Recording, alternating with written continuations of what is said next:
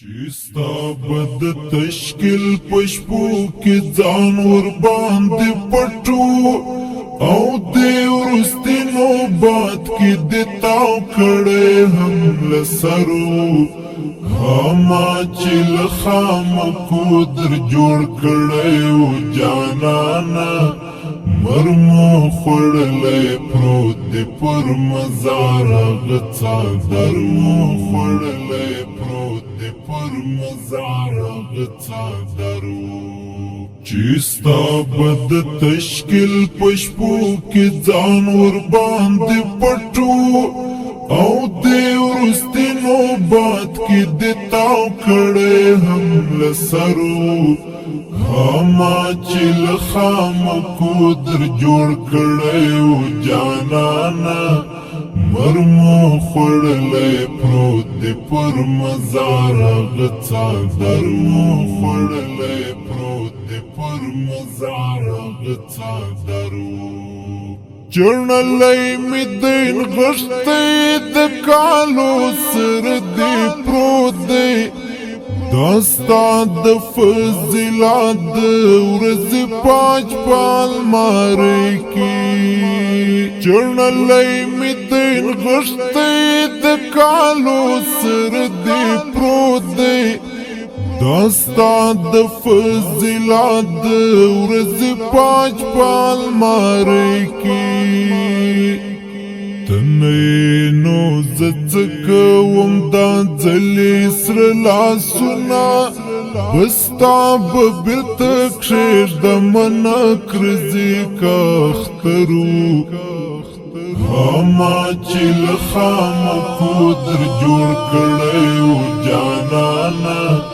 مرمو خړلې پروت دې پر مزار غڅا درمو خړلې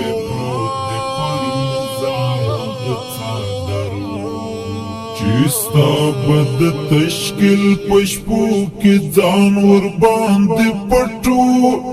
او دې ورستي نوبات کی دتاو کړه هم لسرو هما چې لخام کو در جوړ کړه او جانانا مرمو خړلې پروت دې پر مزار غڅا درمو خړلې پروت دې پر مزار غڅا درو یتیم بچې دې اوس لکاله وشته دې ژغېږي خبرو کې بابا یاد کړی او زړه ورته ماتېږي یتیم بچې دې اوس لکاله وشته دې ژغېږي خبرو کې بابا یاد کړی او زړه ورته ماتېږي قامت کې بدې ټینګ لګریوان نیسم چې ما دې په هغه تنها کور کې په نامه سپین کړی سرو هما چې لخام کو در جوړ کړی و جانانا مرمو خړلې پروت دې پر مزار غڅا درمو خړلې پروت دې پر مزار غڅا درو چستا بد تشکیل پشپو کی ځان ور باندې پټو او دې ورستي نوبات کی دتاو کړه هم لسرو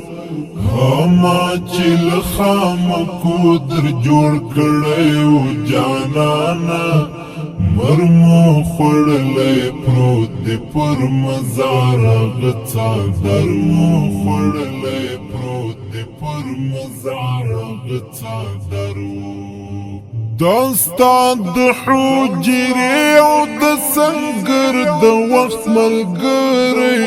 اول دې تر مزار بیا تر کور پورې راغله داستا د حجرې او د سنگر د وخت ملګری اول دې تر مزار بیا تر کور پورې راغله استاد بوډا پلار او بوري مور لاسونه ښکل کړل راغلی نن پوښتنې ته هغه ملا سحر